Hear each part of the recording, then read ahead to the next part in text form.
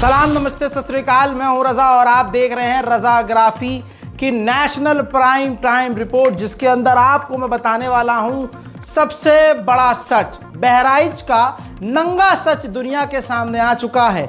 आज हम सबको मिलकर दैनिक भास्कर का तहे दिल से शुक्रिया अदा करना होगा। हालांकि हमें मालूम है कि दैनिक भास्कर एक तरफा ज़्यादा झुका हुआ है, लेकिन आज उसने बराबर कर दिया है सब कुछ। दैनिक भास्कर ने वो कर दिखाया है जो कोई नहीं कर सकता। दैनिक भास्कर ने स्टिंग ऑपरेशन किया। कई तरह के सवाल बहराइच के दंगे पर उठ रहे थे और शुरू से मैं लगातार सबूत के साथ सवाल उठा रहा था। मेरे जैसे कुछ यूट्यूबर्स भी कई सवाल बार बार कर रहे थे, जिसके बाद ये जो ग्राउंड पर जो पत्रकारिता करने वाले कुछ हैं, उन्होंने सोचा कि चलो हम इन्वेस्टिगेशन कर लेते हैं। तो भाई खुल गया खेल और दैनिक भास्कर को लिखना पड़ा और वीडियो भी जारी हुआ, जिसमें खुलासा ये हो गया कि दंगाइयों ने, जो हिंदू समाज के थे और जो नशेरी गंजेड़ी थे, एक्सेप्ट किया उन्होंने कि पुलिस वालों ने 2 घंटे के लिए हमें फ्री छोड़ दिया था। वो तो लोगों ने गद्दारी कर दी, वरना पूरा का पूरा इलाका जला देते। दोस्तों, अब यहाँ पर कुछ की पॉइंट्स है। पहला पॉइंट ये कि पुलिस ने 2 घंटे के लिए छूट दे दी थी भीड़ को, जो करना है करो। पहला पॉइंट। दूसरा पॉइंट, आतंकियों ने खुद कहा, दंगाइयों ने खुद कहा कि लोगों ने धोखा दिया।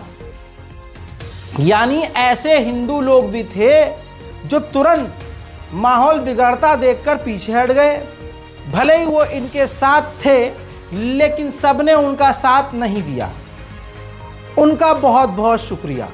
और आगे से ये सबक है कि भाजपा की भीड़ का हिस्सा ना बने और ऐसी भीड़ का हिस्सा ना बने हमारे हिंदू भाई जिसका प्लान कुछ और हो। मैं परसों की रिपोर्ट में रिक्वेस्ट कर चुका हूं कि अगर आप अपने किसी धार्मिक रैली में हैं और आपको एहसास हो गया कि यहां कुछ होने वाला है, तो सबसे पहले अपने परिवार को और अपने आप को वहां से हटाइए। अपनी सेफ्टी की बात कर रहा हूं, मेरी और मुल्लों की नहीं कर रहा हूं भाई। मैं आपको कह रहा हूं कि आप अपने आप को बचाइए।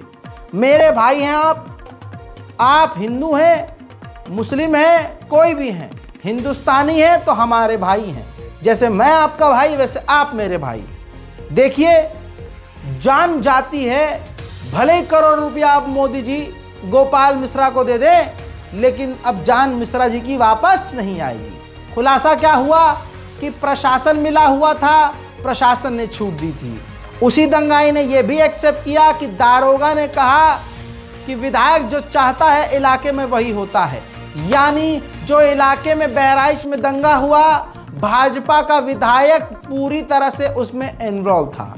अब जो वीडियो सबूत के तौर पर रखने वाला हूं दैनिक भास्कर की, सुनिए, देखिए और शेयर कीजिए। तैयारी कही गए ने पूरा महाराज दिन खत्म हो जाता, इस वाले टाइम दी ना 2 घंटा का। जनता पूरी पागल हो गई कि अब एक बार मुसलमानों को गिरा देना है। क्या समझो, ये एजेंसी जल गई, गाड़ियां जल गई, तो दुकानें जल गई। तो कई बंदे थे, अब कोई हम जरूरी थोड़ी ना हम ही फूकेंगे, जिसका नंबर आ गया है वही फूक देगा। तो सारे पुलिस वाले हट भी गए, सारे हरदी थाने के थे जो हमारे क्षेत्र के, ये वहाँ मौजूद थे। अच्छा। मूर्ति में, ठीक।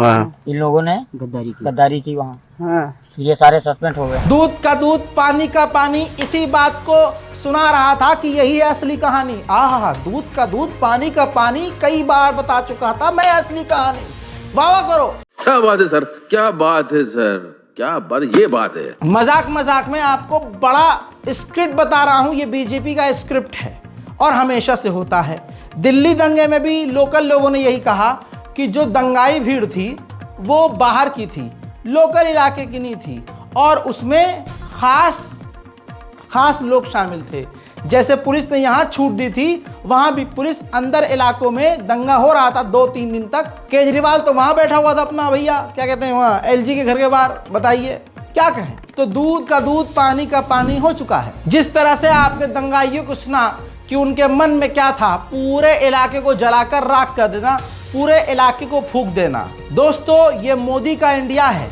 जब मोदी गुजरात में थे तो गुजरात कैसा था, और आज पूरे देश के प्रधानमंत्री हैं तो पूरा देश कैसा है। ये देखिए, सड़ा हुआ समाज, नहीं बदला है भाई साहब कुछ भी। 2002 का एक चेहरा आपके सामने है और 2024 का एक चेहरा आपके सामने है। आप समझ सकते हैं कि ये गुजरात मॉडल है। बहराइच के मैसी से बीजेपी के विधायक ने ही अपने ही बीजेपी के 8 से 9 नेताओं के ऊपर एफआईआर करी, कार्यकर्ताओं के ऊपर। अब उसकी वजह बताता हूं कि आखिर बीजेपी के विधायक साहब ने क्यों अपनी ही पार्टी के लोगों पर एफआईआर करी। अरे जान से बढ़कर कुछ नहीं होता और एक बाप के लिए औलाद से बढ़कर कुछ नहीं होता। तो असल में विधायक जी का बेटा जिस कार में सवार था उस कार पे भी गोली चली और विधायक जी के बेटे के कनपट्टी पर गोली लगते लगते बची, जिसकी वजह से गुस्साए विधायक साहब ने अपने लोगों पर एफआईआर करके पोल खोल दी। और विधायक जी बता रहे हैं, जब तक मैं ये रिपोर्ट कर रहा हूँगा हो सकता है विधायक जी पलट जाएं, लेकिन सबूत के साथ बोलूँगा। विधायक जी ने कैमरे के सामने बोला कि जो दंगाई थे, देखिए एफआईआर में नाम कल दिखा चुका हूँ, परसों भी दिखा चुका हूँ, सोशल मीडिया पर वायरल है कि वो कौन से हिंदू नामी भाजपा के लोग नामजद हैं साहब की एफआईआर में, लेकिन उसके आगे की कहानी मैं बता रहा हूँ। विधायक जी बता रहे हैं कि जिन लोगों ने दंगा मचाया वो शराब के नशे में थे। मतलब आपने अगर दैनिक भास्कर का भी इन्वेस्टिगेटिव रिपोर्ट देखा तो उसमें आपने देखा वो भी गांजा चरस कुछ ना कुछ बना ही रहे थे नशा करने वाले। तो वो पूरी दंगाई भीड़ जो है नशेड़ी थी। सवाल ये है कि इतने बड़े लेवल पर दंगाई अगर नशे में है तो इसका मतलब ये है कि उस भीड़ में नशा गलत नहीं है। ये वो भीड़ है जिसके यहाँ नशा जायज़ है, शराब जायज़ है, गांजा अफीम जायज़ है, जिनके धार्मिक प्रोग्राम में नाचना गाना डीजे जायज़ है। तो इस भीड़ की पहचान हो गई। लेकिन जो पुलिस ने एफआईआर करी है, तवज्जो चाहूँगा, पुलिस ने जो एफआईआर जिन लोगों पे की है वो उस भीड़ पर की है जिसके समुदाय में शराब हराम है। और वो समुदाय भीड़ में रह ही नहीं सकता था उस दिन, क्योंकि उस समुदाय का कोई प्रोग्राम ही नहीं था। भीड़ और झुंड में तो दूसरा समुदाय चल रहा था जो अपनी दुर्गा माँ के मूर्ति के साथ चल रहा था। ठीक है, धार्मिक रैली थी। किसकी तरफ से प्लान था, दैनिक भास्कर ने खुलासा कर दिया, इधर साहेब ने एफआईआर कर दिया और अभी खुद साहेब बता रहे हैं कि दंगाई नशे में थे। और नशे में कौन हो सकता है, रिपोर्ट आपके सामने। और उपद्रवी लोग थे, ज़्यादातर लोग नशे में थे और सब लोग ये कह रहे थे कि ये हमारा भाई है। जब हमने परिवार के लोगों से पूछा कि ये आपके भाई हैं, और जो लोग कह रहे थे कि हम इनके भाई हैं वो 100 के मुंह पर बैठे जा रहे थे। उनको ढकेल करके हमने पीछे किया। मानता हूं मैं कि मुसलमान भी शराब पीते हैं, नशा करते हैं, लेकिन पूरे के पूरे मुसलमानों की भीड़ एक साथ शराब पी के सड़क पे आ जाए, ऐसा हो ही नहीं सकता है। तो चीज़ें बहुत क्लियर हैं। जो दंगाई भीड़ थी उनके यहाँ शराब हराम नहीं है। तो ज़्यादा आपको दिमाग पर जोर डालने की ज़रूरत नहीं है कि दंगाई कौन थे और किनकी तरफ से ये किया गया। वो बात अलग है कि हमारा भाई मारा गया जो वापस नहीं आएगा, लेकिन उस भाई को भी मुसलमान के घर पर चढ़कर भगवा फहराकर उनके धार्मिक मुस्लिम धार्मिक अलम या फिर परचम को उठाकर फेंककर उसकी पूरी ग्रिल को तोड़ने की क्या ज़रूरत थी। लेकिन क्योंकि हमारा भाई इस दुनिया में नहीं है तो हम उससे सवाल नहीं कर सकते। हालांकि ये मेरी बात गलत है, लेकिन इंसानियत को मैं सही गलत से ऊपर रख रहा हूँ। आगे बढ़ते हैं। ये चीज़ें क्लियर हो गई कि दंगा किसने कराया था, चुनाव चल रहा है, चुनाव में किसको फ़ायदा चाहिए। अब इन सबको एक तरफ करते हैं। दूसरी चीज़ ये हुई कि जब दंगा हुआ तो 12 घंटे के अंदर अंदर योगी जी ने ऐलान कर दिया कि चलाओ बिल्डोज़र। हालांकि जो कुछ एनजीओ हैं, मुस्लिम एनजीओ, ह्यूमन राइट एनजीओ, उन्होंने कोशिश करी और 15 दिन का बिल्डोज़र पर रोक लग गया। लेकिन उसके बावजूद ये दिखाया डराया जा रहा है कि योगी सुप्रीम कोर्ट, हाई कोर्ट से भी ऊपर है। माननीय योगी जी की सरकार जो है सबसे ऊपर है। इस पर आपको बता देता हूं कि कोर्ट का आदेश क्या आया है। बहराइच हिंसा में सुप्रीम कोर्ट ने बुलडोजर एक्शन पर योगी सरकार को लगाई फटकार। कहा यूपी सरकार हमारे आदेश का उल्लंघन का जोखिम उठाना चाहती है तो उनकी मर्जी। यानी एक तरह से योगी सरकार को धमकी और फटकार सुप्रीम कोर्ट ने दी है। लेकिन मैं यहाँ उल्टा डर गया हूँ कि जिस जज ने ये धमकी दी, इस तरह का स्टेटमेंट दिया, योगी जी उनका क्या करेंगे, उनके भविष्य का क्या करेंगे। उन्होंने तो अपना फ्यूचर खराब कर लिया। अब न राज्यसभा में सीट मिलेगी, न वो भाजपा के कभी नेता बन पाएंगे। ये मेरा पर्सनल डर है। भारत का कानून मुझे अधिकार देता है कि मैं जनता के सामने अपना डर भी व्यक्त कर सकूं। हज़रात मोहतरम, किस तरह से सिर्फ मुसलमानों को निशाना बनाया जा रहा है, ये पूरे भारत में चल रहा है और इसका सबूत अब खुलकर सामने आ रहा है। देखिए, सच में यही ताकत होती है। सच को डरा दोगे, धमका दोगे, हो सकता है दबा दोगे, लेकिन सच जो है एक स्प्रिंग की तरह होता है। जितना उस स्प्रिंग को दबाओगे और मौका जब मिलेगा स्प्रिंग उतनी ही स्पीड से ऊपर उछलेगा और तुम्हारा झूठ नंगा होगा। हजरात मोहतरम, पूर्व डिप्टी मेयर शिमला के कह रहे हैं कि ये जो ड्रामा चल रहा है वैध अवैध का, जिसमें मुसलमानों को शिमला और अलग अलग जगह पर निशाना बनाया जा रहा है, पूर्व डिप्टी जो मेयर हैं वो खुद कह रहे हैं, इंटरव्यू में उन्होंने दुनिया के सामने क्लियर कर दिया है कि शिमला में 25,000 जो मकान हैं वो अवैध हैं और सीनियर वकील वहाँ बैठे हैं साथ में और वो भी कहते हैं हाई कोर्ट की बिल्डिंग भी इल्लीगल है, उसमें माले ज़्यादा हैं, ऊंचाई ज़्यादा है, ज़मीन का अलग ही विवाद है। सोच रहे हैं आप? चलिए, मैं बोलूँगा तो अच्छा नहीं लगेगा। पूर्व डिप्टी मेयर ऑफ शिमला, सुनिए। तो ये जो पूरा कहना कि लीगल और इलीगल, ये दरअसल ये फिजूल की बात है शहरों में। वो क्यों मैं बात कह रहा हूँ, अगर हम लीगल इलीगल की भाषा में जाएंगे तो शिमला में करीब 25,000 से ज्यादा आज इमारतें हैं जो कि इलीगल है। प्रशांत भूषण जाते हैं हाईकोर्ट, वो हाईकोर्ट पूरा इलीगल है, मतलब 11 मंजिल है, लेकिन वो गवर्नमेंट ने सैंक्शन कर दिया है। तो लीगल इलीगल हम दो तरह से देखते हैं। एक हम देखते हैं कि पहले आपने अपनी जमीन पर परमिशन ली और घर बना दिया, अभी घर बना दिया तो उससे थोड़ा ज्यादा हो गया तो वो एक इलीगल श्रेणी में, जिस तरह से संजौली की मस्जिद गई। दूसरा ये है, जैसा मैं हाई कोर्ट कह रहा हूँ, जैसे वहाँ लॉयर्स चेंबर्स हैं, बार बार कह रहे हैं, तो एलीट का कैप्चर तो शहर में है ही है, इसमें कोई दो राय नहीं है। लेकिन एलीट का कैप्चर तो दिखता नहीं है, मुसलमान का कैप्चर है, गरीब का कैप्चर दिखता है, जो वही क्लेम कर रहा है spaces.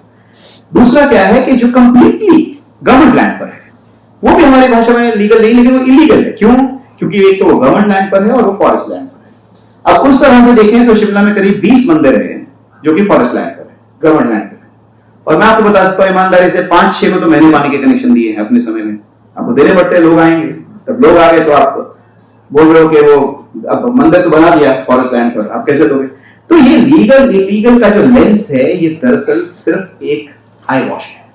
It's just a veneer to cover the larger game plan of communalizing and vitiating the atmosphere. That's all. There's nothing legal or illegal in the city. I mean, any moment something that is legal becomes illegal becomes legal with the government's intervention. So बहुत शुक्रिया। और मुझे बहुत ही अफसोस हो रहा है कि हम लोग पहाड़ में रहने वाले, हमेशा हिमालय में रहने वाले कहते थे कि जो प्लेन का गंध है वो हमारे पास नहीं आएगा, लेकिन आस्ता आस्ता जो प्लेन का गंध है वो भी हमारे पहाड़ों को। यह बात अब क्लियर हो गई है कि जानबूझकर मुसलमानों को परेशान किया जा रहा है। हमारे अल्लाह, हमारे पैगंबर, हमारे दीन को हिंदू समाज गाली बकेगा और हम अगर विरोध करेंगे तो हमारे विरोध करने पर हमारे ही लोगों को गिरफ्तार कर लिया जाएगा। अब आप कहेंगे दादा भाई ऐसा तो नहीं होता है। मेरे मुन्ना होता है। ये देखिए, मुजफ्फरनगर उत्तर प्रदेश में बहुसंख्यक समुदाय से जुड़े हुए एक व्यक्ति ने अल्लाह की शान में गुस्ताखी की। लोगों ने, मुस्लिम समुदाय के लोगों ने विरोध किया, आपत्ति जताई, तो यूपी पुलिस ने 19 मुस्लिम युवकों को गिरफ्तार कर लिया। अब भाजपा का नया आतंक शुरू हुआ है।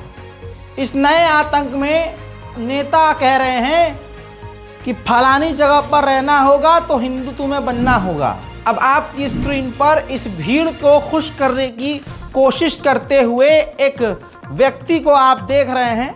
भाजपा के ये सांसद हैं, बीजेपी सांसद प्रदीप सिंह। औरैया में चीख कर कहते हैं कि औरैया में रहना है तो हिंदू बनना होगा। इनको लगता है कि बहुत बढ़िया काम कर रहे हैं, हिंदू समुदाय खुश होगा। टेम्परेरी लेवल पर ऑन स्क्रीन, ऑन ग्राउंड आपको बहुसंख्यक खुश होता हुआ नजर आएगा, लेकिन यकीन जानिए हिंदू भी अब जाग रहा है, समझ रहा है कि उनको जगाने के नाम पर आपने बेवकूफ़ बनाया है। लेकिन इन नेता पर कोई भी एफआईआर नहीं होगी। बीजेपी के भाई साहब नेता हैं, शासन प्रशासन इनकी जेब में रहता है, कानून यहाँ रहता है और जज को ये पीछे वाली जेब में रखते हैं। कोई बोलता है गर्व से को और मुसलमान है, हमको हिंदू करने में क्या शर्म है? हम सबको कहते हैं इलेक्शन में भी कि अररिया में रहना है तो हिंदू बनना होगा,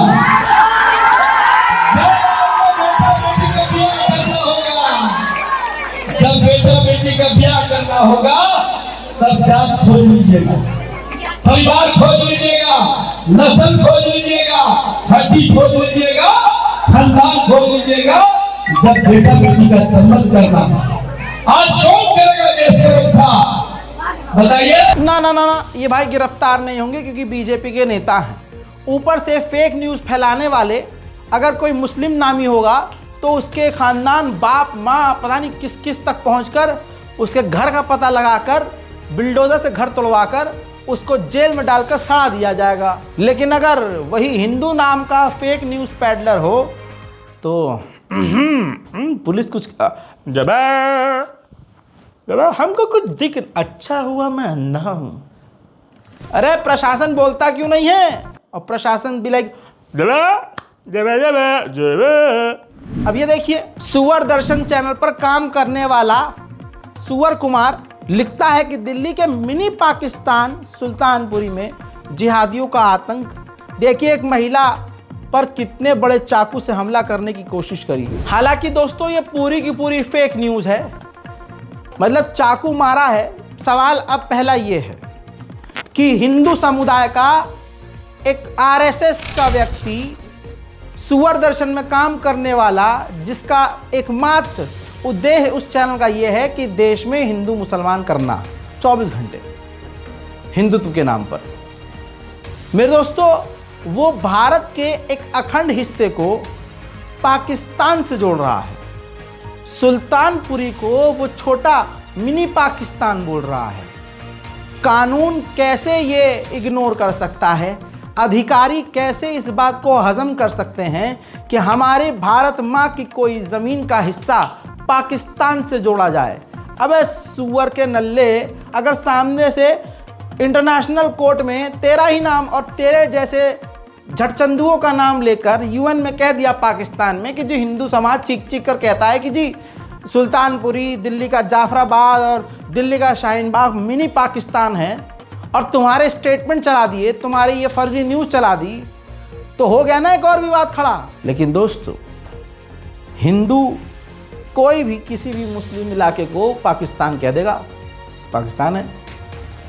और अगर मैं खड़ा होकर कह दूँ कि ये पाकिस्तान है, ये लखनऊ का, या अपना भाई ये पूरा लखनऊ का इलाका, ये पूरा पाकिस्तान है, भाई साहब मेरे अंदर बिना एफआईआर के इतने छेद होंगे कि मैं खुद सोच में पड़ जाऊंगा असली वाला कौन सा था।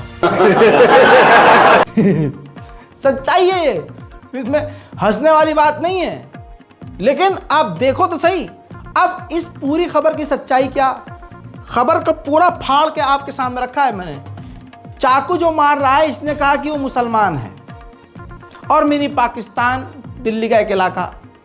ठीक, सच्चाई ये है, स्क्रीन पर देखिए। ऑल न्यूज़ के संपादक ने 50 मिनट के अंदर अंदर सच्चाई सामने रख दी। सुल्तानपुरी के इस घटना को सांप्रदायिक एंगल से शेयर किया जा रहा है, जबकि इसमें हिंदू मुस्लिम एंगल ही नहीं है। पुलिस ने इस मामले में 3 आरोपियों को गिरफ्तार किया है। पहला आरोपी है राकेश संस्कारी, दूसरा है राहुल संस्कारी और एक नाबालिग है। तीनों आरोपी हिंदू समुदाय से और गिरफ्तार कर लिया गया है।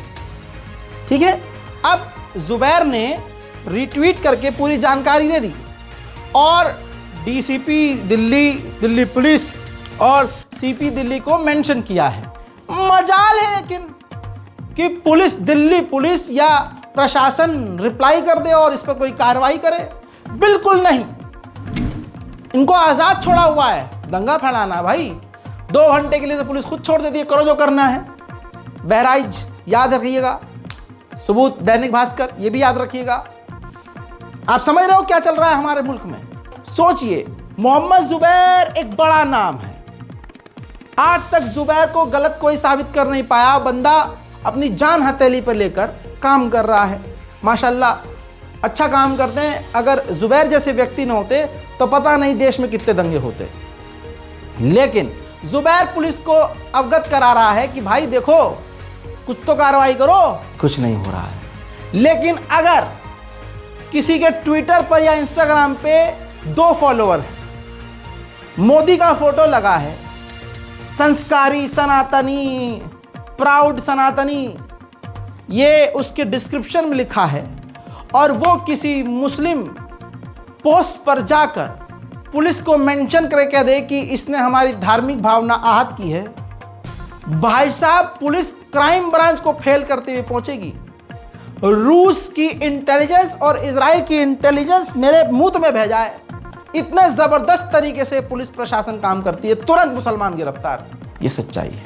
मैं जिस तरह से खबर देता हूँ और पढ़ता हूँ, बहुत लोग कहता है भाई कार्टून हो तुम तो। नहीं, अगर जो हाल हो रहा है मैं भी आंखों देखी की तरह सीधा बैठकर और आपको खबर बताकर चला जाऊँ, या तो आप डिप्रेशन में चले जाएंगे या आप इतने टेंशन में आए हो कहोगे भाई हम खबर ही नहीं देख रहे। हमारे आज भी 70% युवा खबरें नहीं देखते। तो हमारी यानी मेरी अकेले की ये कोशिश ये होती है कि कम से कम मैं अपने चैनल के ज़रिए ख़तरनाक से ख़तरनाक खबर दूं, तो इस अंदाज में हंसी मजाक करके दूं कि कुछ लोग मज़े के लिए खबर देखें तो कम से कम खबर तो पता चले कि देश में चल क्या रहा है। फिर भी अगर आप चाहते हैं कि नहीं मैं भी सिर्फ आंखों देखी की तरह सीधा आऊँ और खड़ा हो जाऊँ, कहोगे तो मैं टेबल पे भी बैठ जाऊँगा। मैं तो और भाई मतलब एनर्जी बचेगी भाई, कुर्सी पे बैठ के आगे 4 अखबार रख के पढ़ के चला जाऊँगा। मुझे क्या करना है भाई, मेरी तो एनर्जी बचेगी। आप कमेंट करिएगा इस बारे में। बाकी ये मेरा दूसरा चैनल है रज़ाग्राफी सोशल, नेशनल प्राइम टाइम के कुछ हिस्से रज़ाग्राफी सोशल पर भी, जिस पे इस वक्त लगभग 60,000 फॉलोवर हैं। इस पर जो है मैं पोस्ट करना शुरू करूँगा। साथ में आपके बच्चों की काउंसलिंग, आपके लिए क्या फ्यूचर होना चाहिए, बच्चों के लिए जिन बच्चों को एजुकेशन के बारे में कुछ अभी नॉलेज नहीं है, 8वीं क्लास में हैं, 10वीं क्लास में हैं, कुछ यूट्यूबर्स बनना चाहते हैं, यूट्यूब पर कुछ करना चाहते हैं, ऑनलाइन कुछ करना चाहते हैं, बिजनेस रिलेटेड कन्फ्यूज़न है, बहुत सारी चीज़ें हैं। मैं और मेरी टीम के पास जितना भी ज्ञान है इस चैनल पर आपको हर तरह से, यानी ये जो चैनल है या इसका नाम रज़ाग्राफी सोशल इसलिए रखा गया है ताकि हम अपने जो सोशल एलिमेंट्स हैं, जो सोशल लोग हैं हमारे, जो हमारे सोशल यानी हमारे आसपास के जो लोग हैं, जो हमारी जनता है, वो हिंदू मुस्लिम सिख है, सब मेरा देश, मेरे दोस्तों, उनके साथ इस तरह से घुल मिल जाना कि उनको हर तरह से इंफॉर्मेशन प्रोवाइड करना। ऐसा नहीं होगा कि इसमें सिर्फ मैं दीनी बात करूँगा या सिर्फ खबर दूंगा या सिर्फ इतिहास बताऊंगा या मैं आपको टेक्नोलॉजी से जुड़ा जैसे ओहो हो भाई टेक्निकल गुरुजी, नहीं, किसी को कंपटीशन देने के लिए ये नहीं है। बस ये है कि जो कुछ मेरे अंदर है, जो कुछ यहाँ है, सब आपको देना है। हर तरह से आपको, अपने लोगों को, अपने युवाओं को, अपने साथियों को मुझे एजुकेट करना है ताकि आप कुछ ना कुछ कर सकें।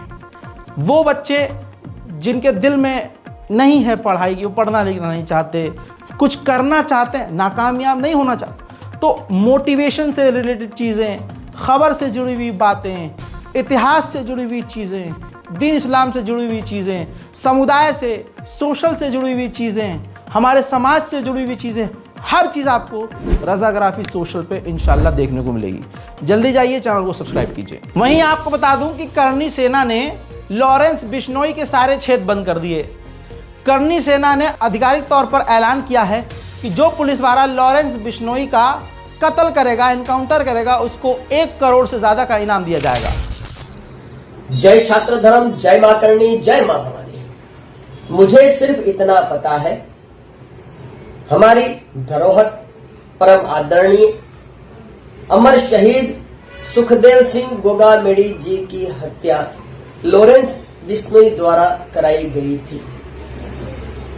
जो पुलिसकर्मी लॉरेंस बिश्नोई का एनकाउंटर करेगा, उस पुलिसकर्मी को 1 करोड़ 11,11,111 रुपए का पुरस्कार करनी सेना द्वारा प्रदान किया जाएगा।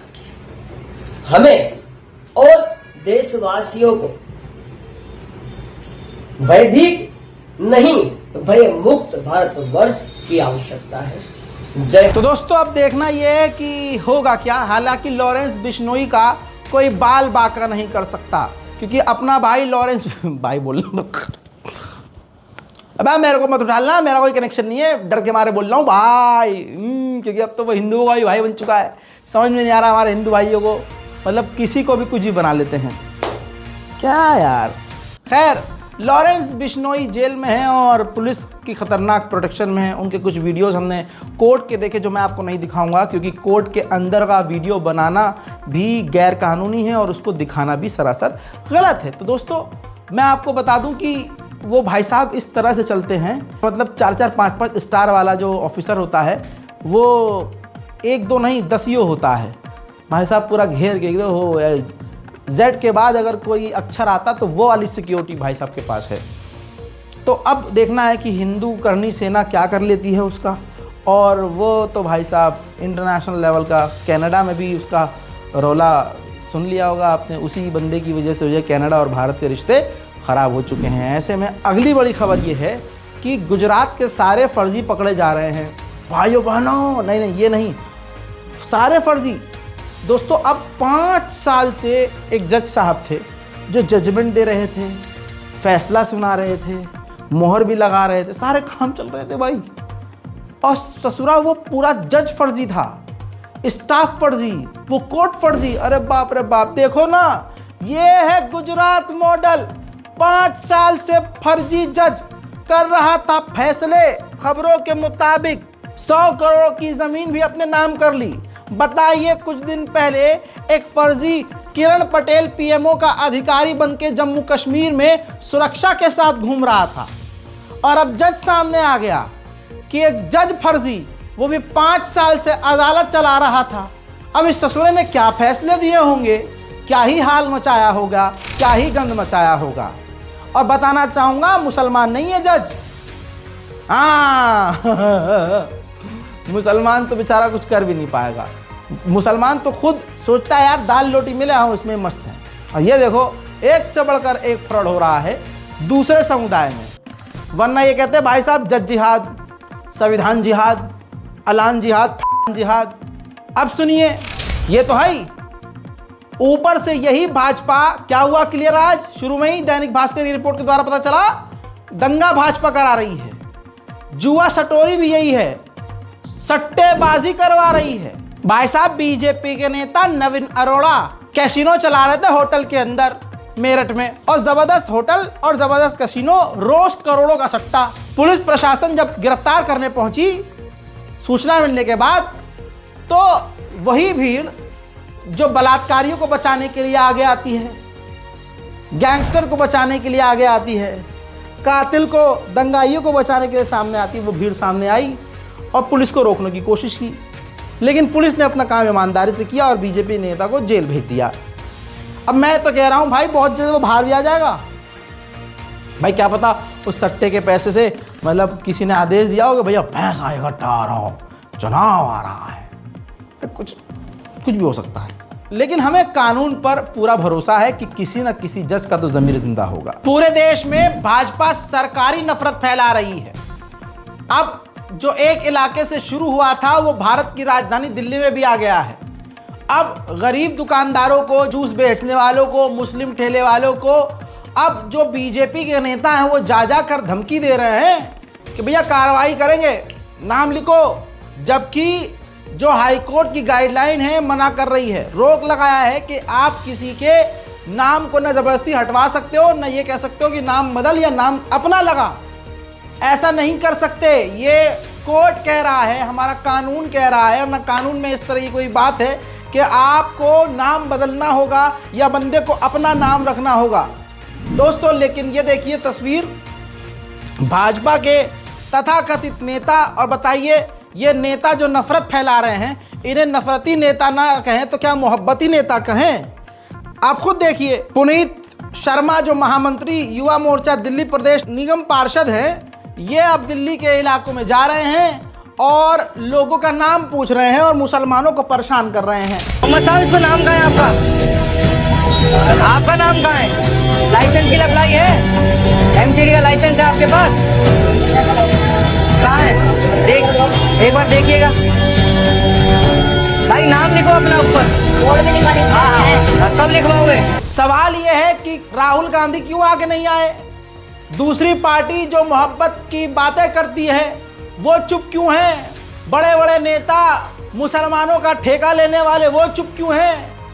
दिल्ली तक ये नफरत पहुंच चुकी है। लेकिन आइए दोस्तों, पहुंचा तो कौन पहुंचा, बोला तो कौन बोला, किसी ने जिगरा दिखाया तो कौन है, कौन वो पार्टी है, कौन से लोग हैं? मैं कभी किसी पार्टी को आगे बढ़ाने की बात नहीं करता हूं, लेकिन अगर ये काम कोई और भी करता तो भी पूरी दुनिया को, मैं सिर्फ देश की बात नहीं, पूरी दुनिया को इनका साथ देना चाहिए। दिल्ली वालों देखो, ये हैं हाजी महरुद्दीन रंगरेज और साथ में है असगर अली अंसारी। ये दोनों व्यक्ति एमआईएम के दिल्ली कमेटी के लीडर, एमआईएम से जुड़े हुए लोग यही पहुंचे और इन्होंने उस बेचारे जूस वाले से मुलाकात करी और फिर उससे हालचाल लेकर उसको हिम्मत दी और फिर उसके साथ थाने गए और फिर एफआईआर करी। सुनिए बयान। ये देखी होगी जो निगम पार्षद है पुलिस शर्मा, वो यहाँ पर आता है जिसकी दुकान पे, ये एक मुसलमान की दुकान है और ये पूरा हमारा जो है हिंदुवानी एरिया है, इसे आके बोलता है कि आप जो है अपना नाम चेंज करो। तो हम उससे पूछना चाहते हैं पुलिस शर्मा, अगर आप में हिम्मत है तो पूरे देश में सबके नाम पता करिए। आप मुसलमान होने की बुनियाद पर इसका नाम कह रहे हैं कि इसका नाम पता करिए। कौन से संविधान की कौन सी किताब में लिखा है कानून की कि आप किसी का नाम आइडेंटिफाई करेंगे? और सुप्रीम कोर्ट की गाइडलाइन है, आप उसका उल्लंघन कर रहे हैं। आपको हम कानूनी जवाब देंगे और आपके खिलाफ एफआईआर कराएंगे और आपकी जो सदस्यता है उसको खत्म कराएंगे। बाकी बयान हमारे भाई बताएंगे क्या क्या हुआ आपके साथ। बताओ जी, आगे ला, बताओ भाई।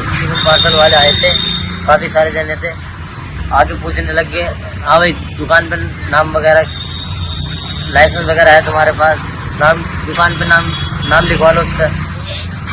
अब लाइसेंस वगैरह दिखाओ अपना, दिखा दिया। उसके बाद में कह रहे नाम लिखवा लो बोर्ड पे 3 दिनों के अंदर बस कितने हुआ? भाई तुम्हारे ठीक है, पूरी हमारी टीम हमारी ठीक है ना, पुलिस कार्रवाई कराएंगे। डीसीपी साहब के पास जाएंगे, सीपी साहब के बरामद कर ले जाएंगे, इसके खिलाफ हम कार्रवाई कराएंगे, ठीक है ना। तो 25 साल पुरानी दुकान है हमारी है, कम से कम आसपास के एरिया से कहीं पता कर सकते हैं मुल्ला जी कितने मशहूर है। 25 साल हो गए, आज तक कुछ गलत नहीं करा। बाकी ये जबरदस्ती कह रहे हैं नाम लिखवाओ। ओके, हम लोगों को चुप रहने की आदत है। नेता माइक में अच्छी बात करता है, हम ताली बजाते हैं, आगे चले जाते हैं। फिर उस नेता से नहीं कहते कि भाई साहब हमारे मोहल्ले में ये हो गया, हमारे इलाके में ये हो गया, अब आप क्यों नहीं उतरे ग्राउंड पर? बात यही है, ग्राउंड पर कौन उतरता है। ये वीडियो आपको याद होगी, ये भी दिल्ली की है, जिसमें एक हिंदू भीड़ और खासकर एक हिंदू युवक उस जगह पहुंचता है जहां पर मुस्लिम महिलाएं, मुस्लिम लड़कियां हिंदू बड़ी बहनों को अपनी मेहंदी लगा रही थीं। यह चलन अब से नहीं, बहुत पुराना चलन है। आप समझिए, करवा चौथ के अवसर पर यह सब हो रहा था। यहां पर जो भगवा शर्ट में आपको बंदा नजर आ रहा है, इसने बहुत सारी आपत्तिजनक बातें कि तुम ये करते हो, तुम हमारी बेटियों का लव जिहाद करवाते हो, फंसवाते हो, मरवाते हो, हमें परेशान करते हो, पता नहीं क्या क्या बातें कहीं, और ऐसी बातें जो शायद कोई बर्दाश्त न करे। पूरे भारत के मुसलमानों ने ये वीडियो देखी, शासन प्रशासन ने देखी, हिंदू समुदाय ने इसको खूब सराहा, लेकिन मजलूमों के लिए कौन खड़ा हो? कोई ना हुआ खड़ा, हमेशा की तरह। थोड़ा पहले सुनिए इसका बयान। हमारी बहन बेटे को बेचा जाता है, हमारी माँ को बेचा जाता है ये लोगों के साथ। नहीं आप खड़े रहिए, हमारे हिंदू समाज की कोई बेटी नहीं लगाएगी। अरे आप हिंदुओं को नहीं होती है, आप लोगों को शर्म आती है? धर्म प्यारा है, अपना त्योहार प्यारा है, इन जैसे लोगों के साथ लगा रहे हैं आप, इन जैसी लोगों के साथ लगा रहे हैं। हमारे उधर बिंदु भाई बहनें लगा रही है, उधर माता बहनें लगा रही है, उनसे लगाइए ना। कौन सा तरीका बुर्का पहन के लगा रहे हैं? अरे आज के दिन सूट पहन लेते, आज लोग आइडेंटिटी छुपा देते। आज भी तुम लोगों को अपना दिखाना था कि बुर्का पहन के हम लगा रहे हैं। ये कौन सा दिखा रहे हो आप लोग? हमारा हिंदू समाज इसी तरीके से तो भ्रमित हो रखा है। हम लोगों के साथ जो अत्याचार हो रहा है, आए दिन हमारी बहन बेटियों को काट के फ्रिजों के अंदर पैक करते हैं, उसके बाद भी आप लोग नहीं समझते। हमारा हिंदू समाज ही नहीं समझता, हमारी बहन बेटियां नहीं समझती। लव जिहाद हो रहा है हमारी बहन बेटियों के साथ में। आए दिन काट काट के फेंका जा रहा है, आए दिन काट काट के उनको फ्रिजों के अंदर बंद किया जा रहा है। उसके बाद भी मेरी माता बहनें यहाँ बैठी है, देख लो। अरे हिंदू लगा रहे हैं ना उधर, और हिंदू भाई हैं वो लगाएंगे, क्या दिक्कत है? बुरकों वाले से लगवाओगे क्या आप? हमारा हिंदू समाज बिल्कुल गया गुजरा हो चुका है क्या? हमारे लोग हमारी बहन बेटियों को काट काट के फेंकते हैं, फ्रिजों के अंदर डालते हैं, उसके बाद आप इन लोगों से मेहंदी लगवा रहे हैं। थोड़ा समझो। और आज अरे हिंदुओं का त्योहार है, हिंदू नहीं बनाएगा, ये लोग बनाएंगे, बुर्का पहन के बैठे हैं। अरे आपको किसी को इस पर भी MIM ही जाती है। अब सबने अपने कान में रुई घुसाई हुई है, जो मुसलमानों का सिर्फ वोट लेना जानते हैं और पीट कर लेते हैं। राहुल गांधी कहाँ है? कहाँ है? अरे कहाँ है भाई? नहीं है। MIM के नेता हाजी मेहरुद्दीन रंगरेज और जनाब असगर अली अंसारी पहुंचे और फिर उस व्यक्ति पर जो नफरत की बातें कर रहा था FIR करवाई। ये हिम्मत का काम होता है? यहाँ 2 लाइन इनके खिलाफ लिख दो तो उल्टा हमें ही अंदर कर देते हैं। ऐसे में अगर कोई शख्स, कोई इंसान, कोई ग्रुप उठकर मजलूमों की आवाज़ बन रहा है तो सराहना चाहिए इसको। देखिए, मेहंदी के लिए कहता है कि मेहंदी मुसलमान लोग लगा रहे हैं, इनको हटाया जाए। उसने बदतमीजी की थी, उसके खिलाफ हमने करोड़बाग थाने के अंदर कंप्लेंट दी है, जिसमें हमारे हाजी मेहरुद्दीन रंगरेज साहब, दिल्ली प्रदेश महासचिव व प्रवक्ता दिल्ली प्रदेश, और हमारे इमरान साहब जो लोकसभा के अध्यक्ष चांदनी चौक के हैं, हम ही सभी लोगों ने आकर करोड़बाग थाने के अंदर कंप्लेंट दी है उन जहरीले लोगों के खिलाफ। और कुछ